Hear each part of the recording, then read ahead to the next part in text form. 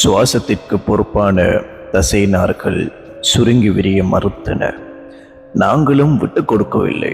சுவாசத்தை பெற்றுக் கொடுக்க செயற்கை சுவாசத்திற்கான எந்திரத்தை வென்டிலேட்டர் குழந்தையுடன் இணைத்தோம். இதற்கிடையில் இதயம் இறடத் தொடங்கியது. நாங்களும் தளராமல் எங்கள் முயற்சியை மும்முரமாக செய்து கொண்டிருந்தோம். இவ்வளவு நடந்து கொண்டிருக்க வீட்டுக்கு சென்று குழந்தை உறங்கிய அறையில் உள்ள பொருட்களை ஒலையில் இழுத்து போட்டு பாம்பு இருக்கிறதா என்று தேடி பார்க்குமாறு தந்தையை அனுப்பிவிட்டு நாம் குழந்தையை கவனித்துக் கொண்டிருந்தோம்.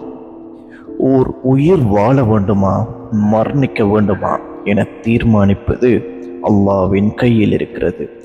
வைத்தியர்களின் கடமை எல்லாம் தமக்குள்ள வரையறைக்குள் முடியுமானவரை முயற்சிப்பது மட்டுமே என்பதை உணர்ந்திருக்கும் நாங்கள் சென்று கொண்டிருக்கின்ற உயிரை இழுத்து பிடிக்க எம்மாலான முழு முயற்சியையும் செய்தோம்.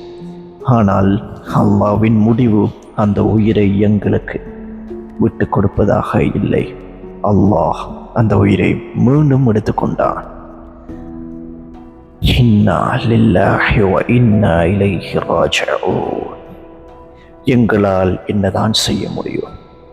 நாங்கள் வைத்தியர்கள், அல்லாஹ்வுக்கு முன்னால் அப்பாவிகள்.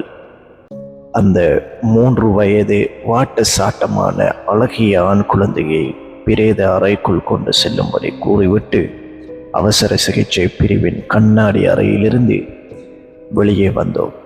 அந்த குழந்தையின் அப்பாவி தந்தையை கையில் ஒரு பையுடன் நின்று கொண்டிருந்தார். டாக்டர், இதுதான் என் குழந்தையின் நிலைக்கு காரணம் என்று சொல்லி உரையை அவிழ்த்து காட்டினார்.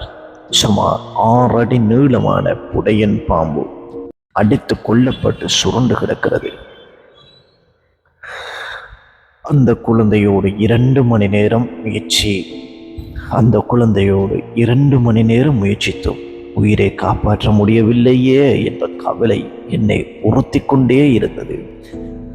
ஆனால் சூரத்துல் ரஹ்மான் வசனங்கள் என்னை ஆறுதல் செய்வதாக அமைந்தன. பூமியில் உள்ள யாவும் அழிந்தே போகும்.